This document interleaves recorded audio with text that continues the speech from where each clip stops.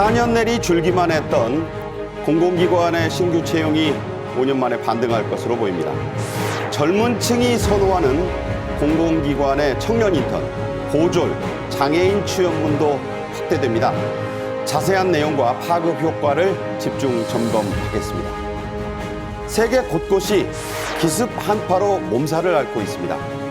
우리나라의 체감 온도도 오늘은 영하 20도 아래로 뚝 떨어졌는데요. 지구온난화에 따른 기상이변은 올여름 지구촌을 역대 최고로 달굴 것이란 관측도 나오고 있습니다. 신치영 전 동아일보 부국장, 김현주 시사평론가와 함께 말씀 나누도록 하겠습니다.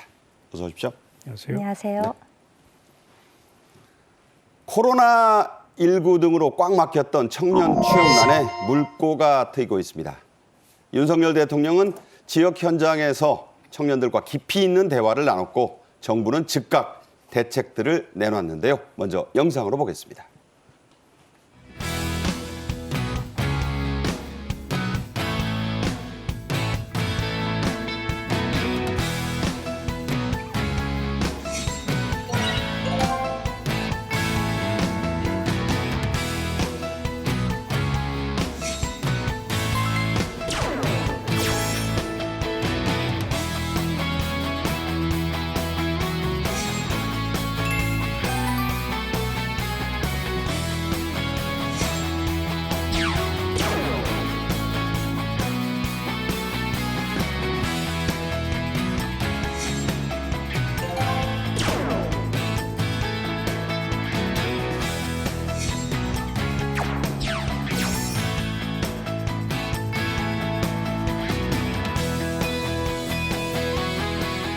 전반적인 사내 조직 문화들을 경험할 수 있어서 그게 가장 큰 경험으로 남을 것 같고요.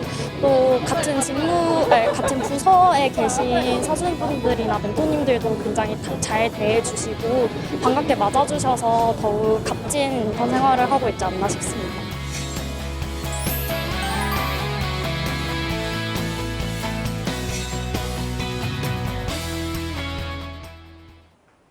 네.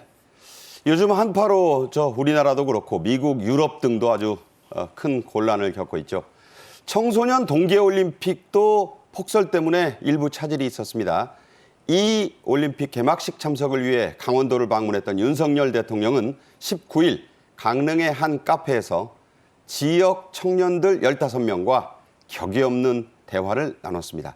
당시의 모습 영상으로 보시죠. 네, 강원 지역 청년과의 대화를 위해 대통령이 지금 되게 딱딱하다 보네. 자, 일단 먹읍시다. 나도 햄버거 하나 줘요. 자, 앞에 우리 케이크도 좀 먹고 편안하게. 우리 서장님도 좀 드세요.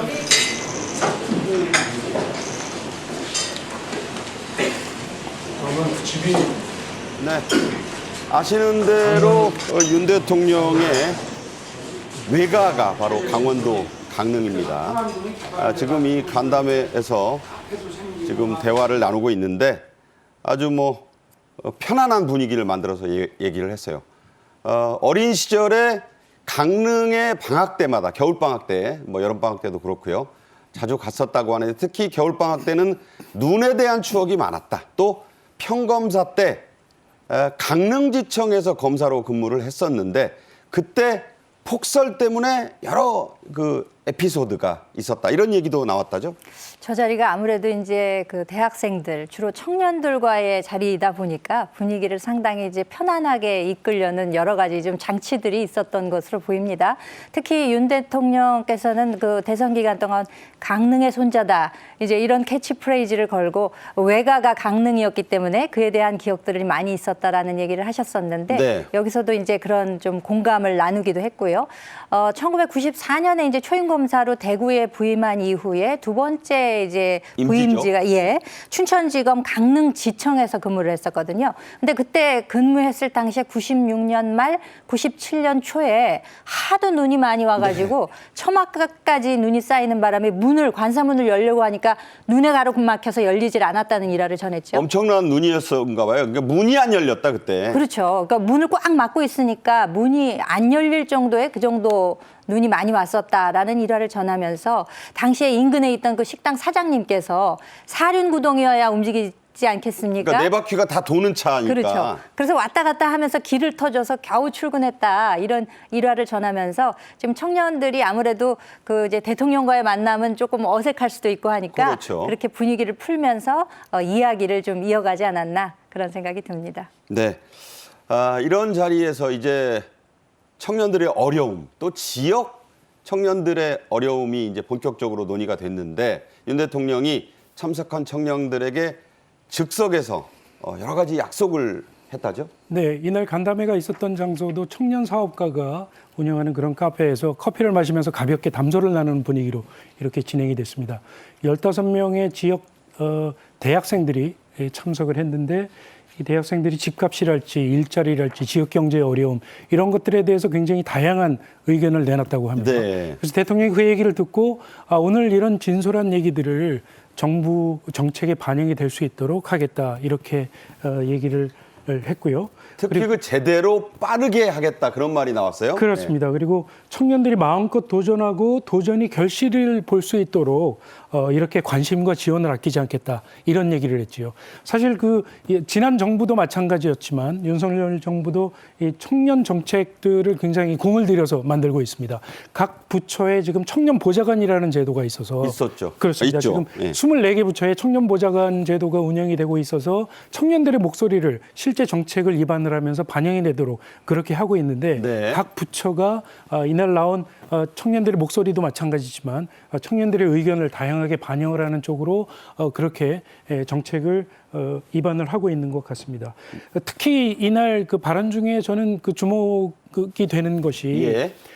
청년들이 도전을 할 수 있도록 마음껏 지원을 하겠다라는 부분이 좀 와닿았는데 네. 사실 작년 실업률 통계를 보면 청년들 실업 상황이 여전히 좋지가 않습니다. 안 좋죠. 그렇습니다.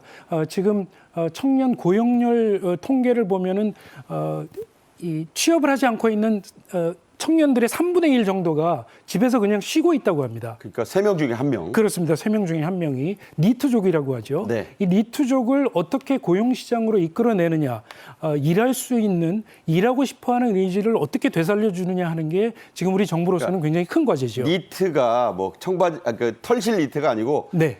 그러니까 교육도 안 받고 훈련도 안 받는다. 그 그렇습니다. 뜻이죠. 영어 네. 약자죠. 네. 그래서 이 청년들이 다시 일자리 시장으로 나와서 도전을 할 수 있도록 이렇게 만들어주겠다 하는 그런 뜻으로 읽혀지는데요. 지금 상황에서 이 청년 실업률 문제를 풀기 위해서는 신경 써야 되는 문제라고 이렇게 생각이 됩니다. 네. 앞서 신 국장도 말씀을 하셨지만 이 행사, 이 카페 간담회가 열린 이 카페도 이 지역 대학을 졸업한 청년 사업가가 운영하는 곳인데 이런 것도 다 세심하게 고르는 거죠? 그렇죠. 그 강릉하면은 뭐 대표적으로 뭐 커피가 이제 연상될 정도로 뭐 카페가 네 글자 그 있죠. 유명한 공장 저도 가봤습니다. 네. 그리고 또 이제 강릉을 대표하는 지역 대학이라고 하면 이제 관동대가 있는데 이 관동대가 과거에는 명지대학 그 산하에 있었는데 이게 이제 카톨릭 재단에서 인수를 하면서 이름이 바뀌었죠. 이름이 카톨릭 관동대로 바뀌었습니다. 지금 이 행사가 열린 장소를 소유하고 있는 젊은 사장님이 이 지역 카톨릭 관동대를 졸업한 그러니까 졸업생이기도 네. 하고 또 의미가 있는 것이 이 청년 사업가가 지난 그 작년 4월에 굉장히 큰 산불이 났었잖아요. 엄청났죠? 그래서 이제 피해가 상당했었는데 사실 이런 일이 벌어지게 되면은 그 소방대원 이런 분들이 정말 너무 뭐 어디 이렇게 잠시 어디 기대 앉을 데도 없지 않습니까? 물도 마실 데가 없고. 식사는 물론이고요. 그 당시에 그래서 이제 무료로 커피도 제공하고 쉼터도 제공하고 이런 일도 했었기 때문에 여러 가지 측면에서 이 장소도 상당히 의미 있게 선택이 되어진 게 아닌가 싶습니다. 네. 자, 윤 대통령이 약속한 정책들 가운데 하나는 불과 이 간담회가 있은 지 며칠 만에 발표가 됐습니다. 공공기관 신규 채용이 코로나19가 발생한 2019년부터 급격히 뚝뚝 떨어졌었는데 정부가 이걸 5년 만에 이제 좀 반등을 시키겠다 이런 얘기를 했죠? 네, 그렇습니다. 문재인 정부 때 공공부문의 일자리를 늘리는 그런 정책을 써왔죠. 그래서 네.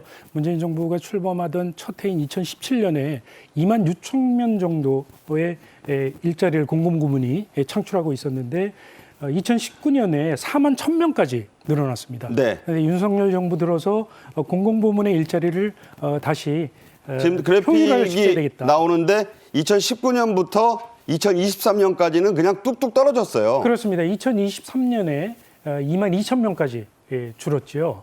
그걸 올해 한 10% 정도를 늘려서 2만 4천 명까지 늘리겠다. 이렇게 지금 계획을 하고 있습니다. 그리고 청년층의 수요가 많은 그런 6개월짜리 인턴을 1만 명 수준으로 제공을 하겠다. 이렇게 얘기를 하고 있고 공공기관들이 얼마나 일자리 창출 노력을 많이 하느냐를 공공기관 평가 과정에 반영을 하겠다라고 이렇게 계획을 발표했습니다. 이런 계획에 대해서 일각에서는 총선을 앞두고 MZ세대의 표심을 좀 얻어보기 위한 것 아니냐 네. 뭐 이런 지적도 나오고 있는 게 사실입니다.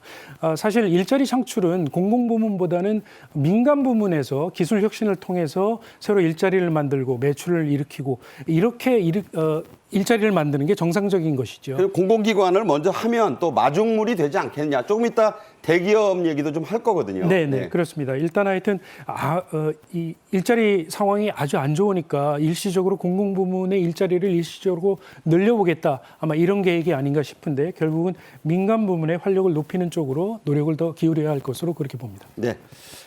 장애인과 또 고졸자들의 공공기관 취업의 문도 실질적으로 더 넓힌다는 정부의 발표가 나왔는데 구체적으로 어떻게 하겠다 이런 정책들도 나왔네요. 그렇습니다. 장애인 고용 촉진법이라는 것이 있습니다. 여기에 의하면은 모든 일자리에서는 의무적으로 장애인의 고용률을 3.8%에 맞춰라 하는 그런 규정이 있는데 무엇보다 공공기관이 어떻게 보면 선도적으로 이 비율을 좀 지키도록 하는 것이 좋지 않겠느냐라고 이제 최상목 부총리가 이제 독려를 한 측면이 있고요. 그리고 이제 젊은이들이 채용 정보를 뭐 나름대로 구하기는 합니다만 특히 공공기관의 경우에는 그 정보 접근성을 좀 높인다는 차원에서 한 달 전부터 공개를 하고 또 취업을 상담하는 창구도 2배로 늘려서 그 채용의 기회를 확대한다는 측면 이런 것도 제시를 했습니다. 네. 또 이렇게 면접 같은 것을 실제로 하게 되면 굉장한 부담을 가지지 않습니까? 그렇죠. 청년층들이. 그렇기 때문에 이에 대해서 이제 모의 면접을 할 수 있는 그런 그것도 기회를 공개적으로? 제공을 합니다. 네. 그래서 이제 고졸자의 채용을 위한 그 세미나를 연다던가 혹은 장애인의 전문 상담 부스를 열어서 실질적으로 채용의 기회를 높이도록 하는 이러한 방안을 마련하고 있는데 방금 전에 말씀해 주셨다시피 지난 정부에서 그 공공기관의 취업이 너무나 많이 방만하게 늘어나서 뭐 도서관 뭐 불 끄는 자리, 그런 것까지 병원에 뭐 하면서요. 셔틀버스 안내하는 자리 이런 거 막 쏟아냈었죠. 2019년에 연간 4만 1,000명으로 그게 상당히 그 고점을 찍었었습니다. 근데 이렇게 공공기관 채용이 너무 늘어나게 되면 이게 결국에는 정부의 재정에 부담이 올 수밖에 없는 상황이기 때문에 예. 윤석열 정부 들어서서는 이제 그것을 타이트하게 굉장히 잡았었거든요. 그럼에도 불구하고 이제 이번에는 그걸 한 10% 정도 상승을 시키면서 젊은이들이 공공기관에서 일할 수 있는 기회를 좀 제공한다는 그런 차원으로 한 10% 정도 늘려서 2만 4천 명 정도 규모로 이렇게 만든 것으로 보입니다. 네, 지금까지는 뭐 이 장애인 고용 의무 비율을 안 지키면 그냥 과태료 내고 말지 이런 식으로 넘어가는 기업들이 많았거든요. 이것을 최상목 경제부총리는 꼭 지키도록 그렇게 사실 독려지만은 정책적으로 여러 가지 그 실질적인 그 유도를 하겠다는 그런 뜻이 내포되어 있습니다. 젊은이들 사이에서 인기가 아주 높은 게 이 주요 공기업들이죠. 여기서도 채용의 문이 열리기 시작했습니다. 한국전력, 강원랜드가 신규 채용을 준비하고 있다고요? 네, 그렇습니다. 말씀하신 대로 젊은 층 사이에서 대기업 일자리와 함께 가장 인기 있는 자리가 공공기관 일자리 아니겠습니까? 그래서 신의 직장이라는 뭐 말까지 나오고 그렇죠. 있고요. 네, 물론 그 과거보다는 인기가 좀 떨어졌습니다. 대기업에 비해서 임금이 조금 적다 보니까 인기는 좀 떨어졌습니다만 여전히 많은 젊은이들이 공공기관에 취업을 하려고 많이 준비를 하고 있는데 대표적으로 한전 같은 경우가 올해 신규 채용 규모를 557명으로 발표를 했습니다. 적지 않은 수네요. 작년보다 한 2배 정도 수준이라고 그러니까요. 합니다. 예. 한전은 아시다시피 지난 정부 때 탈원전 정책 때문에 사업이 굉장히 쪼그라들고 그렇죠. 적자가 많이 누적이 됐죠. 그래서 최근에 신규 채용을 몇 년 동안 굉장히 자제하던 그런 분위기였는데 올해는 지난주였던가요? 반도체 클러스터 정책이 발표가 됐습니다마는 새로운 정책에 부응하기 위해서 전력 수요가 굉장히 많이 늘어나고 있는 추세거든요. 그렇군요. 그러니까 그런 정책 사업에 부응하기 위해서 인력이 조금 더 필요하겠다. 이런 판단을 해서 올해는 조금 다시 더 늘리기로 이렇게 했다고 합니다. 강원랜드도 인기 직장 중에 하나인데 체험형 청년 인턴. 그러니까 이건 좀 단순 인턴이 아니라 취업 확률이 아주 높은 인턴이잖아요. 그렇습니다. 이 경우는 블라인드 방식. 그러니까 네. 출신 학교, 지역, 부모가 누구냐 이거 가리고 뽑겠다 이런 얘기네요. 그렇습니다. 스펙보다도 젊은이가 가지고 있는 잠재력을 가지고 한번 판단을 해보겠다. 그래서 실제로 체험할 수 있도록 일자리를 체험할 수 있도록 인턴 기회를 이렇게 제공을 하겠다라고 하는데 올해 한 470명 정도 채용할 계획이라고 합니다. 그러니까 뭐 장애인과 저소득층, 다문화 가족에게는 우대 점수도 부여한다. 네, 그러니까 그렇습니다. 그쪽에 좀 특혜를 주는 거니까 네. 그쪽에서도 많이 뽑히겠어요. 그런 계층의 그 청년들도. 네, 그렇죠. 다양한 그 취약계층뿐만 아니라 평소에 일자리 경험을 할 수 없는 그런 젊은이들을 더 많이 뽑아서 일자리를 체험할 수 있도록 이런 기회를 주겠다고 하니까 조금 청년들이 좀 관심을 가질 만한 대목가 아닌가 싶습니다. 네. 최상목 부총리는 청년 취업 시장에서 공공기관들이 좀 더 적극적으로 역할을 해야 할 필요가 있다. 이렇게 좀 강조를 했는데 소개해 주시죠.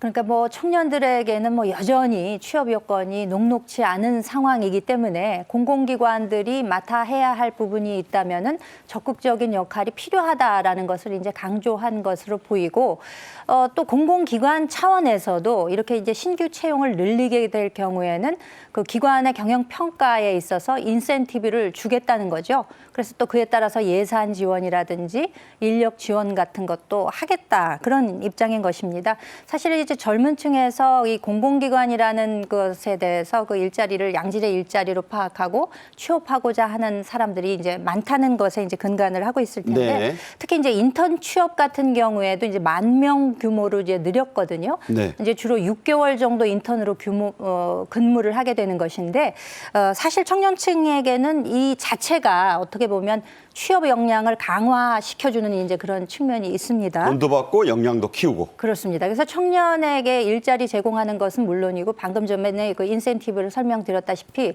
그 채용하는 기관 입장에서도 이것이 이제 경영 성과에 직접 반영이 되기 때문에 양자간에 전부 혜택이 돌아가는 그런 입장이 아닌가 싶고. 이거 잘하면 그 A, B, C, D에 다 반영이 된다는 거죠. 그렇죠. 그래서 또 한 가지 방안으로는 뭐 다양한 이유로 이제 이렇게 휴직자들이 발생하지 않습니까? 그렇죠. 그렇게 되면 이제 거기 업무 공백이 생기게 되기 때문에 네. 그 휴직자들을 대체할 수 있는 충원하는 것도 굉장히 활성화를 좀 시키겠다. 그래서 적재적소에 배치를 하게 되면 일종의 발생됐던 업무 공동화를 좀 배제시키는 그런 네. 효과가 나타날 수 있도록 하는 그런 방안도 발표를 했습니다. 네. 정부는 올해부터 청년들의 국가기술 자격 시험 응시료 이 절반을 지원해 줄 예정입니다. 꽤 도움이 되겠어요? 네, 지난주 국무회의에서 결정이 됐는데요. 우리나라 국가기술자격시험이 한 548개 종목이 있습니다. 그렇게 많습니까? 네, 이 중에 한국산업인력공단에서 시행하는 종목이 한 493개 정도 되는데요. 예. 연 3회까지 청년들의 경우에 절반을 국가에서 지원을 하겠다. 세 번의 절반을 다 주면 꽤 되겠어요. 그렇습니다. 액수도? 네. 그리고 이 국가기술 자격 시험이라는 게 도배에서부터 건축, 건설 굉장히 다양한 다양하죠. 시험이 굉장히 있고, 다양하거든요. 살림도 있고. 그렇습니다. 그리고 이 자격증을 따게 되면은 취업에 아무래도 취업에 굉장히 유리하게 작용을 하고요. 자격증 스펙이죠? 네, 그렇습니다. 그래서 이런 자격증을 따서 결국은 취업으로까지 연결될 수 있도록 이렇게 한번 해보겠다는 게 정부의 계획입니다. 자, 외국인 응시자는 그 나라 말로 시험을 보게 하는 그런 것도 가능하다니까 이 다문화 가정 청년들, 네. 2세들 상당히 도움이 되겠어요? 그렇습니다. 다문화 가정도 그렇지만 우리나라 조선업이랄지 건설업이랄지 이런 쪽에는 동남아 쪽에서 들어오는 이 외국인 근로자들이 이 부족한 일자리를 많이 채워주고 있습니다. 네. 그 외국인 근로자들 경우에 기술은 가지고 있는데 한국어가 좀 안 떨어지는 되죠. 사람들이 안 되니까. 있겠죠. 네. 예, 그러니까 이 조선업체라든가 건설업체들이 조금 더 쉽게 외국인 근로자를 채용할 수 있도록 모국어로 그러니까 외국인 근로자의 모국어로. 인도네시아 말, 태국말, 필리핀 말 시험을 보게 한다는 거죠? 그렇습니다. 그렇게 네. 자격증을 딸 수 있도록 하겠다 이런 얘기입니다. 네. 잘 좀 알아주셨으면 좋겠습니다. 지난해 대기업 취업자도 좀 얘기를 해볼 텐데요. 처음으로 300만 명을 넘어섰습니다. 코로나 시기에 이 대기업과 중소기업 취업의 명암은 크게 갈렸죠? 그렇습니다. 대기업 취업자 비중 추이를 보시면은요. 2018년 이후에 6년 연속 증가율을 보이고 있습니다. 그래서 이제 작년의 경우에는 10.9%가 증가가 돼서 최초로 300만 명 이상이 대기업에 취업하고 있는 그런 상황에 이르게 된 것이죠. 네. 이게 통계 작성한 2004년 이래 최초의 일이라고 합니다.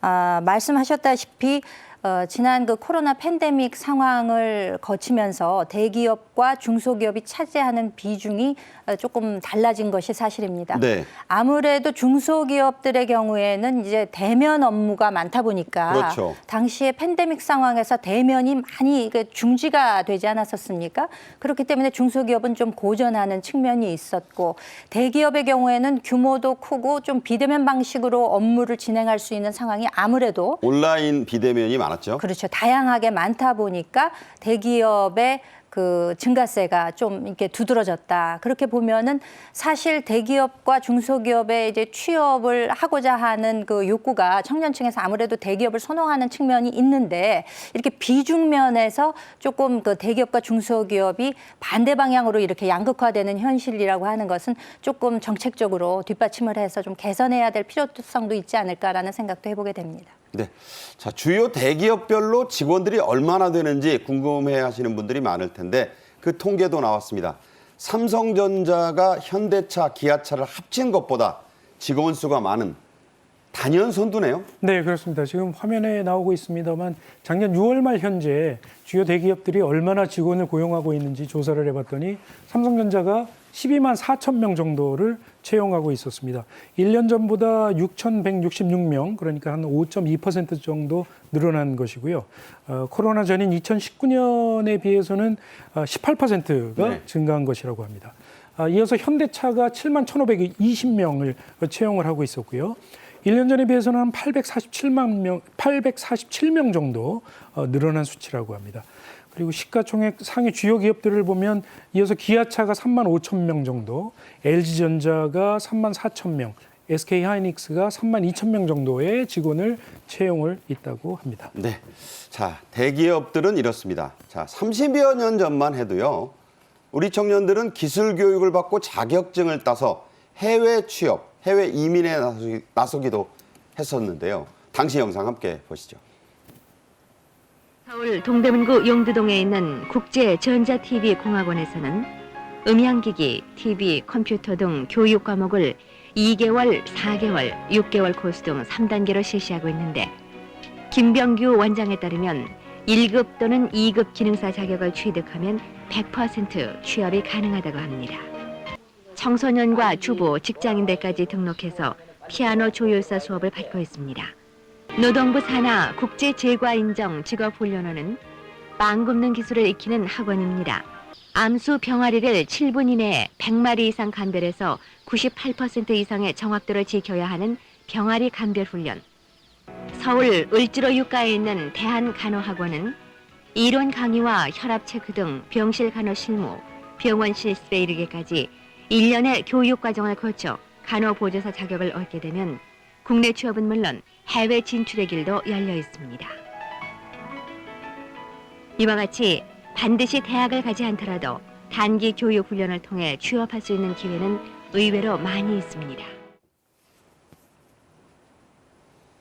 네, 이번에 골든글러브 또 에미상을 휩쓴 그 스티븐 연이 영화 미나리에서는 역시 미국 이민자 주인공으로 나왔었죠. 그 스티븐 연의 영화 속 직업이 바로 이 이민간 병아리 감별사였습니다. 그때 그 시절 병아리 감별사, 피아노 조율사, 고소득 인기 직종이었죠? 맞습니다. 병아리 감별사가 우리가 기술을 배워서 외국에 나가서 일하기 시작한 게 한 1970년대부터 유럽 쪽으로 특히 많이 나갔었다고 합니다.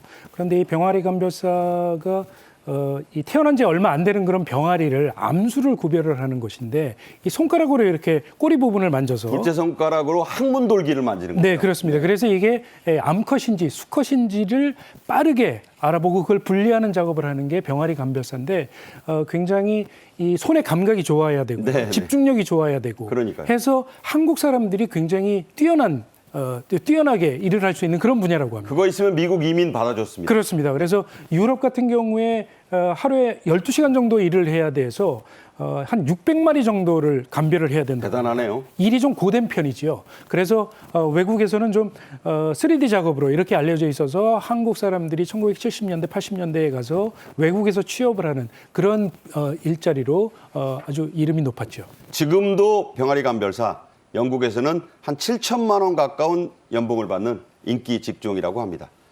현재 청년 구직자들 어디에 취업하고 싶어 하는지 보여주는 조사 결과가 나왔는데 좀 흥미롭네요. 취업 희망 분야를 이렇게 쭉 보니까 아무래도 공공기관이나 이제 공무원에 취업하고자 그러니까 아무래도 직업 안정성이 좀 높기 때문이 아니겠습니까? 그런 청년들이 제일 많았고 그다음으로는 이제 대기업 그 이외에는 이제 뭐 취업만 된다면 정말 어디든지 상관없다. 나는 일하고 싶다라는 네, 아무데나 갈게요가 16.2%예요. 그렇죠. 그 다음으로는 이제 중견기업, 중소기업, 스타트업, 벤처 이제 이런 순으로 나왔는데 사실 뭐 공공기관 그러니까 공무원이 되겠다 하는 분들과 대기업에 취업하고자 하는 사람들이 상위권을 차지한다는 거는 뭐 누구나 생각해 보면 알 수 있는 분야입니다만 네네. 어디든 상관없다. 나는 취업이 목적이다. 취업만 한다면 어디든 나는 가서 일할 수 있다라는 의지를 가지고 있는 청년들도 상당히 많다는 점에 좀 주목해 봐야 할 필요가 있을 것 같고 이제 그 또 굳이 나누자면 이제 중견기업이라고 있습니다. 네. 규모나 실적 면에서 대기업보다는 좀 못하지만 중소기업보다는 좀 상위를 차지하는 네. 이런 기업에 취업하고자 하는 청년들도 무척 많다는 사실. 그렇기 때문에 또 요즘에는 이제 강소기업이라는 이런 또 새로운 용어가 분야도 있죠. 나왔기 때문에 우리 청년들이 본인의 업무 역량에 맞게 적절한 그 취업을 하게 된다면은 생산성 차원에서도 이제 도움이 될 것이라고 생각이 되고 또 청년들이 이렇게 취업하고자 하는 데 있어서 가장 중요하게 생각하는 것은 역시 임금이겠죠. 페이. 예. 얼마를 벌 수 있느냐, 또 그에 못지않게 이제 복지 이런 것도 굉장히 살펴보고 있습니다. 워라벨 뭐 목숨 걸지 않습니까? 예, 네. 그리고 그 이외에도 이제 고용 안정성이라든지 그 다음에 이제 워라벨 이런 거 상당히 요즘에 중요하고 네. 또 비전이나 성장 가능성 이런 것들도 이제 감안해서 청년들이 직업을 선택하고 있다. 이제 경총 차원에서 이제 조사를 해보니까 이렇다는 그 현실을 아는 것도 상당히 중요하다 그런 생각이 듭니다. 네. 자, 이제 이 한파가 가시면 봄에 그 꽃도 피고 봄 훈풍도 불어올 텐데 취업 시장에도 빨리 민간 공공부는 할 것 없이 훈풍이 불어오길 기대해 봅니다. 다음 주제로 가죠. 오늘 우리나라의 서울 중부지방 체감 온도가 영하 21도 이하로까지 떨어졌습니다. 기상이변과 북극 한파로 지구촌이 온통 몸살을 앓고 있는데요. 올 여름에는 슈퍼 엘니뇨에 따른 역대 최고 기온이 예측되고 있습니다. 세계인의 우려가 커지고 있는데요. 먼저 전문가를 연결해 자세한 기상 정보를 알아보겠습니다. 네, 자 대안이 지난 지 이제 사흘인데 추위가 더 매서워졌습니다. 우진규 기상청 예보 분석관이 전화로 연결되어 있습니다. 우 분석관님 나와 계세요?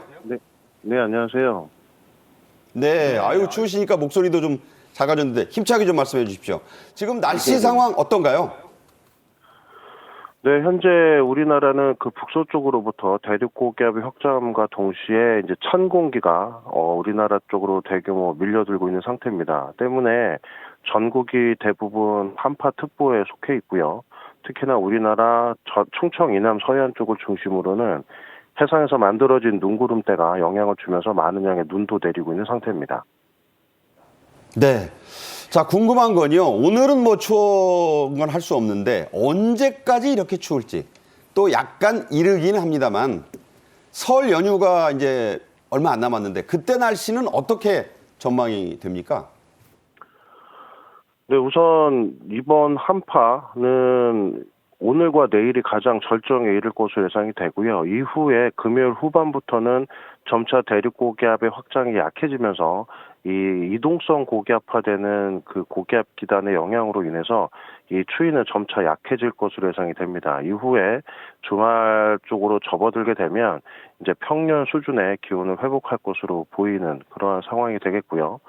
두 번째로는 올해 이제 설날 때 날씨는 우리 기상청에서 예보하고 있는 그 단기적인 날씨는 열흘 동안만 가능합니다. 때문에 지금 그러니까 설날이 예정되어 있는 2월 9일부터의 이 날씨는 아직까지는 예측할 수 있는 자료나 근거가 부족하기 때문에 앞으로 이 기간이 열흘 안으로 들어오는 그 시작 단에서부터 좀 날씨 예측이 가능할 것으로 보입니다. 네, 말씀하신 대로 오늘과 내일 이 한파로 인한 여러 가지 안전사고 또 건강에 조심을 해야 될 것 같습니다. 외신을 보면 지금 미국 또 유럽 추위와 강풍으로 아주 큰 난리를 겪고 있습니다. 비행기가 뭐 착륙하려다가 떠가지고 인근 공항으로 가까스로 가기도 했는데 자, 올여름에는 슈퍼 엘니뇨 현상 때문에 역사상 가장 더운 여름이 될 거다 이런 예측도 있는데 그런 통계와 관측이 또 나와 있습니까? 우선은 올 계절 전망에 지금 현재까지 봄까지 나와 있는 상태고요. 앞으로 여름은 조금 더 현재 나타나고 있는 추위를 분석해야 될 것으로 예상이 됩니다. 물론 지난해부터 이어져온 엘니뇨 등 우리나라 기후적 요소는 앞으로 이 엘니뇨는 올해 중순까지 이어질 것으로 전망이 되기 때문에 기후적으로 이 부분이 어느 정도 영향을 줄 것이라고 보이긴 하지만 아직까지 올 여름에 이 더위가 굉장히 강할 것이다. 우리나라를 중심으로 또는 뭐 강수량이 많을 것이다라고 하는 전망은 아직까지는 이 나온 자료가 없기 때문에 이 2월 달 하순 정도가 되면 이제 올 여름철 전망이 나오기 때문에 그 자료를 확인해 주시길 부탁드리겠습니다. 네, 역시 뭐 전문가답게 또 신중한 말씀해 주시는데 방금 보신 화면이요. 영국 히스로 공항으로 내리려던 항공기가 강풍 때문에 다시 떠서 가까스로 인근 공항으로 가는 모습인데 저런 모습이 한 대가 아니었습니다. 자, 오늘 말씀 잘 들었습니다. 우진규 기상청 예보 분석관이었습니다. 고맙습니다. 네, 감사합니다. 네. 자, 급격하게 이렇게 추워진 날씨 때문에 수도 계량기 동파는 물론 그에 대한 경계령까지 내려졌습니다.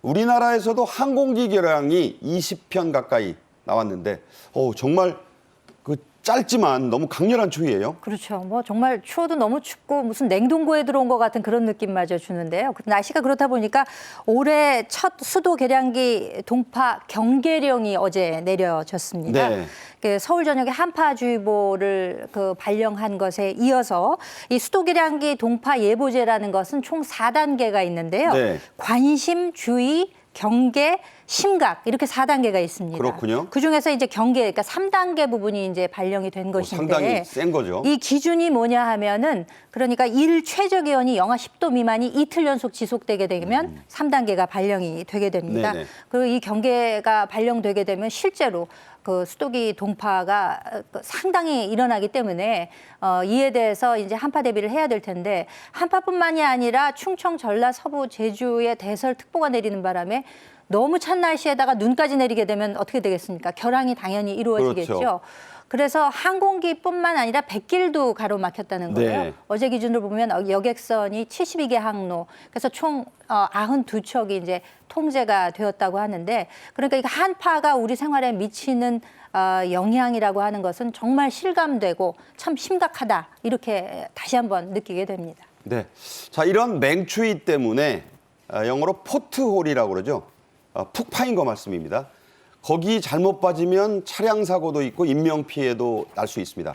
이런 안전 사고가 확 늘었다죠? 네, 그렇습니다. 말씀하신 대로 그 파트홀이라는 게 도로 한가운데가 이렇게 구멍이 뚫려 있는 그런 곳을 얘기를 하는데 주로 이 파트홀이 나타나는 계절이 봄에 많이 나타납니다. 네. 겨울철에 이 얼었던 도로가 녹으면서 그 지반이 느슨해지고 해서 이 지반이 이 땅이 파이는 이런 현상이 나타나는 거거든요. 그런데 올 겨울철에 기억나시겠습니다만 한 2, 3주 전에는 반팔을 입고 다니는 사람이 있을 정도로 그랬어요. 날씨가 굉장히 예. 푹했었거든요. 그러니까 이렇게 겨울에 급격하게 추워졌다가 급격하게 날이 풀리고 하는 현상이 반복이 되면서 겨울철에 이렇게 포털이 많이 나타나기 시작했다고 그러니까 합니다. 3년간 지금 800건이 가까이 나왔다니까요. 네, 그렇습니다. 전국 고속도로에서 800건 정도의 포털이 발견이 됐다고 하고 대전 같은 경우에 올 겨울 들여서 한 90여 건 정도의 포털이 발견이 돼서 사고 위험까지 있었다고 하는데 건당 한 10만 원 정도의 보상금을 지급을 했었다고 네. 합니다.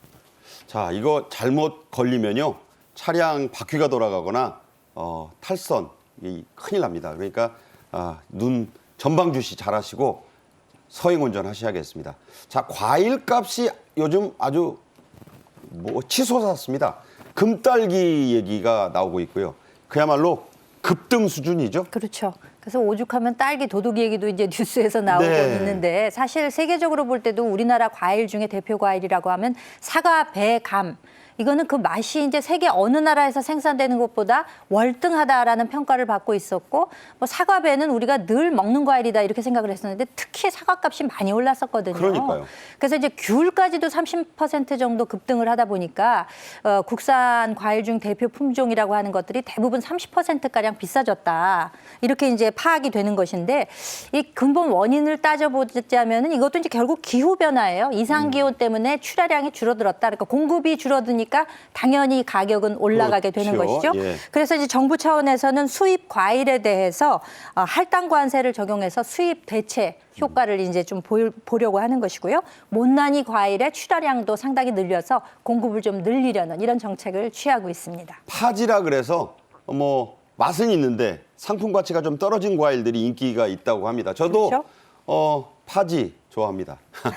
미국에서는 그야말로 기록적인 한파로 난리가 났습니다. 사망자가 속출하고 있고요.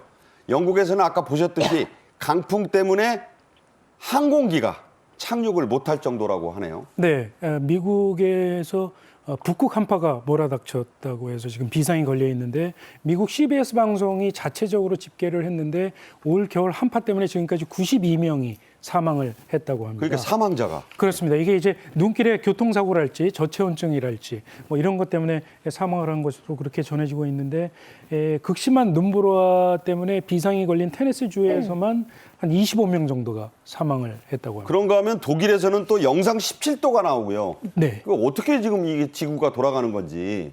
세계적으로 이렇게 이상 기온 현상이 극심하게 벌어지고 있어서 여기저기 피해가 상당히 심한 상황인데 조금 전에 보셨습니다만 영국 히드로 공항에서는 비행기가 내리려다가 바퀴만 살짝 닫고 다시 올라갔죠. 큰일 날 뻔했습니다. 이게 이제 미국의 북극 한파의 영향 때문에 대서양 건너서 영국하고 아일랜드 이쪽에는 겨울 폭풍이 불어닥치고 있다고 하는 거거든요. 네, 지금 나오고 있어요. 저게 착륙을 하려는데 바람이 오니까 살짝 하다가 다시 올라갔어요. 예, 그렇습니다. 우리 아일랜드에서는 최고 시속 145km에 달하는 그런 강풍이 불어서 비행기가 한 100여 편 정도가 결항이 됐다고 합니다. 그나마 인근 공항으로 갔기에 대형 사고를 면했다. 네. 막 승객들이 착륙하니까 박수치고 난리가 났습니다. 살았다고. 아찔한 상황이 벌어지고 있습니다. 다보스 포럼이 지금 열리고 있고요. 또 유엔이 연일 회의를 하고 있는데 올해 기후 위험들이 인류의 가장 큰 위험이 될 것이다. 이런 경고까지 했네요.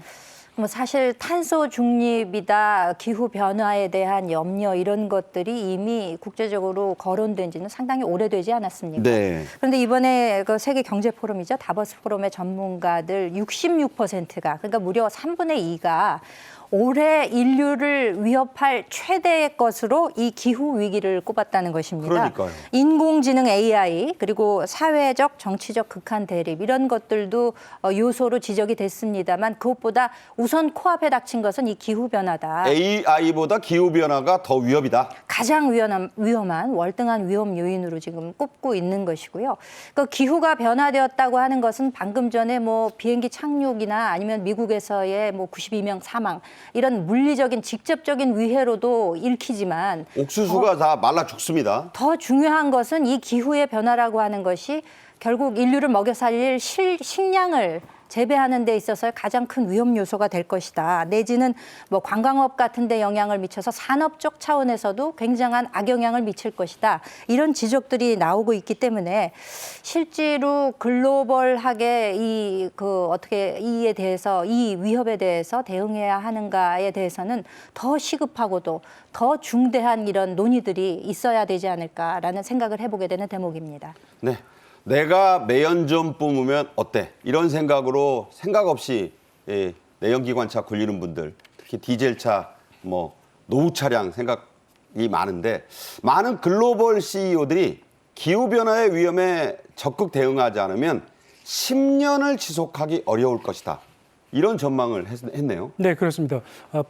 프라이스 워터 쿠퍼하우스라는 그 글로벌 컨설팅 업체가 네네. 전 세계 105개국 CEO 4,700명을 대상으로 조사를 해서 이번 다보스 포럼에서 발표를 했는데 어떤 요인이 기업에게 가장 큰 위험 요인이냐라는 걸 물어봤더니 전 세계 최고 경영자 CEO 45%가 거의 절반이에요. 거의 절반 정도가 인공지능 같은 이런 첨단 기술이나 기후변화에 제대로 대응을 하지 못하면 향후 10년 내에 생존하지 못할 것으로 생각이 된다. 이렇게 답변했습니다. 10리도 못 가 발병 난다가 있는데 10년 못 간다는 거예요. 그렇습니다. 이 기후변화 같은 경우에 자연재해 이런 거에 적극적으로 대응하지 못하면 예를 들어서 정전 같은 경우에 반도체 공장 이런 데 굉장히 치명적이거든요. 그렇죠. 그렇습니다. 가뭄 때문에 물 제대로 공급되지 못하면 공장에 또 굉장히 큰 피해가 일어나게 되고 다 망가지는 거죠. 그렇습니다. 태풍 같은 경우에 피해를 봐서 물류의 차질이 빚어질 수도 있고 이렇게 기업들이 기후변화에 대해서 굉장히 다양한 이런 리스크에 노출이 되게 되는데 이런 리스크에 적극적으로 대응을 하지 않으면 큰 위험에 처할 수도 있다. 이런 위기감이 커지고 있는 상황입니다. 네.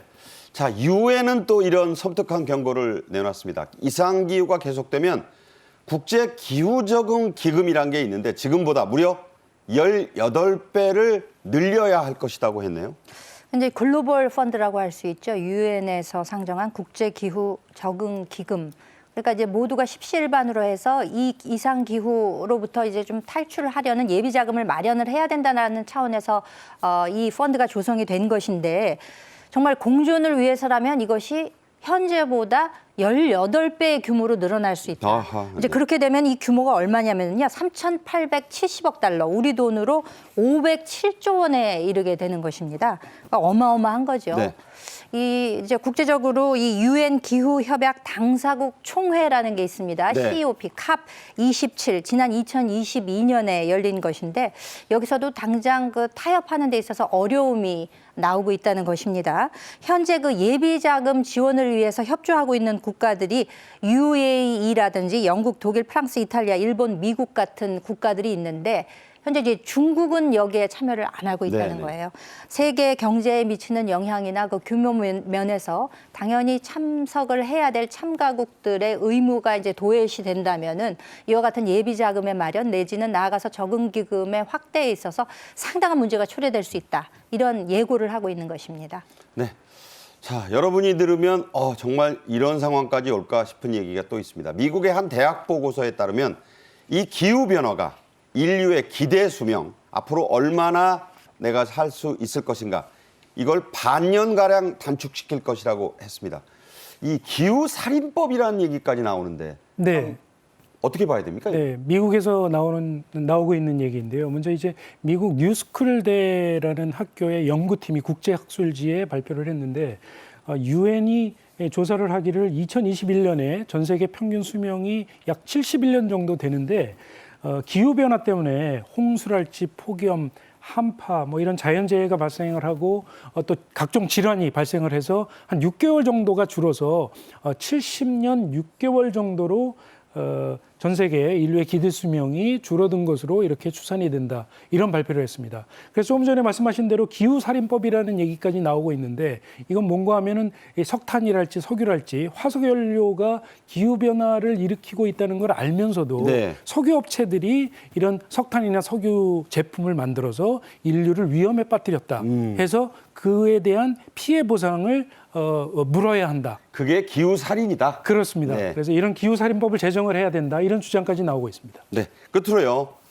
곧 이제 총선이 있을 텐데 기후의제, 날씨 어젠다를 중심으로 투표하겠다고 응답한 사람, 유권자 3명 중 1명이나 된다죠? 그렇게 이제 정치적 견해가 다르더라도 이런 기후 의제를 공약사항으로 내건 것이 마음에 들게 되면은 국민 3명 중 1명은 그 후보에 이제 투표하겠다라는 이야기인데, 사실 우리나라와 같이 그 정치적 양극화가 심각한 사회에서 기후 의제를 중심으로 과연 투표가 얼마나 일어날 수 있을 것인가, 이 현실에 반영될 것인가의 문제는 좀 차치하고라도 네네. 일단 이 기후 문제의 심각성을 일단 유권자 차원에서도 이 정도로 민감하게 받아들이고 있다. 적어도 그런 응답은 한다는 거죠. 그렇죠. 그런 방증으로 이제 보는 것이 합리적인 것이 아닌가라는 생각을 해보게 됩니다. 네. 기후 문제가 나 하나만에 그치는 게 아니라 이런 엄청난 전 세계적 위기, 또 그게 부메랑이 돼서 우리 자신과 가족들의 삶까지 위협한다는 점 명심하셨으면 좋겠습니다. 지금의 추위도 다 인류가 일으킨 거라는 생각입니다. 신치영 전 동아일보 부국장, 김현주 시사평론가와 말씀 나눴습니다. 잘 들었습니다. 고맙습니다. 네. 정책인 이슈가 준비한 화요일 소식 여기까지입니다. 오늘도 시청해 주신 여러분 감사합니다. 추위 조심 각별히 하시기 바랍니다. 고맙습니다.